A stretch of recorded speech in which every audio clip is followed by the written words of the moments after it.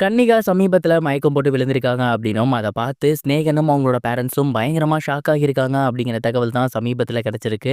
அவங்களுக்கு என்ன ஆச்சு? என்ன நடந்திருக்கு? அப்படிங்கிறது தான் இந்த ஒரு வீடியோல நம்ம பார்க்க போறோம். பாடலாசிரியர் சிநேகன் மற்றும் அவருடைய மனைவி கன்னிகா அவர்கள் சமீபத்தில பிரெக்னன்ட்டா இருக்கேன்னு அனௌன்ஸ் பண்ணியிருந்தாங்க. அத தொடர்ந்து அவங்களுக்கு 2 அழகான பெண் குழந்தைகள் பிறந்திருக்காங்க.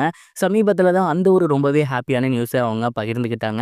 தொடர்ந்து அவங்களோட வீடியோல ஏகப்பட்ட விஷயங்கள் சொல்லி வந்துட்டு இருக்காங்க. அந்த பிரெக்னன்சி டைம் எப்படி இருந்துச்சு?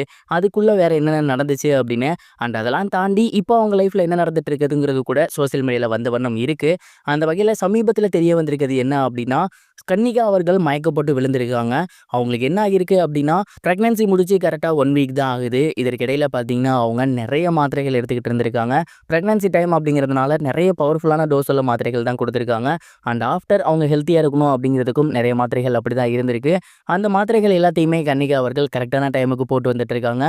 அந்த மாத்திரை போட்டாலே பார்த்தீங்கன்னா, தூக்க கலக்கம் அப்படிங்கிறது நமக்கு இருந்துகிட்டே தான் இருக்கும். ஒரு சில பவர்ஃபுல்லான மாத்திரைகள் போட்டா உடனடியா தூங்கணும் அப்படின்னு சொல்லுவாங்க. அந்த மாதிரியான மாத்திரைகள தான் அவங்க எடுத்துக்கிட்டு இருந்திருக்காங்க.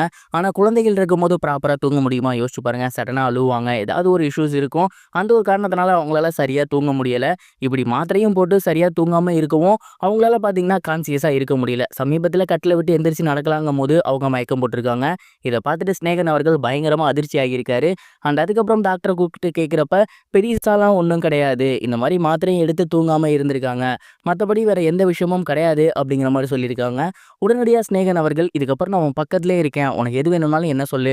ஒருவேளை நீ டேப்லெட் போட்டு தூங்கணும் அப்படின்னா, தாராளமா தூங்கு. குழந்தைகள நான் பார்த்துக்கிறேன்." அப்படிங்கிற மாரி சொல்லியிருக்காராமா.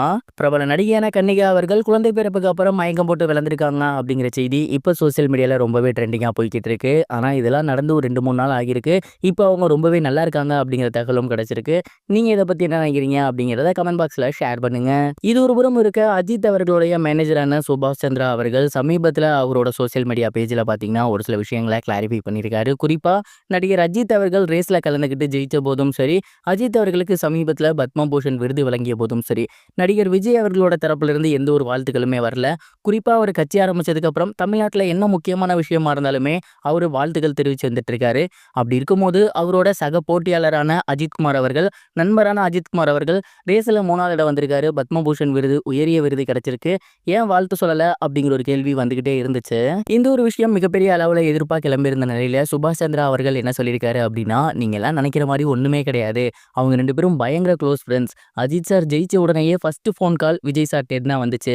அதே மாதிரி பத்மபூஷன் கிடைச்சதுக்கு அப்புறமுமே முதல் ஃபோன் கால் விஜய் சார்ட்டேருந்து தான் வந்துச்சு. அவங்க சோசியல் மீடியால பப்ளிசிட்டி பண்ணிக்கலையே தவிர, மத்தபடி பிரைவேட்டா அவங்களோட நட்பு நல்லபடியா தான் இருக்கு. வாழ்த்துக்களும் வந்துச்சு அப்படின்னு சொல்லியிருக்காரு. இந்த ஒரு விஷயம் இப்போ சோசியல் மீடியால ரொம்பவே வைரலா போய்க்கிட்டு இருக்கு. இதுவரைக்கும் கனெக்டிங் டிவிக்கு சப்ஸ்கிரைப் பண்ணனா மறக்காம சப்ஸ்கிரைப் பண்ணிக்கங்க. உடனடி அப்டேட்ஸ் பெறுவதற்கு நோட்டிஃபிகேஷன் பெல்லையும் கிளிக் பண்ணிக்கங்க.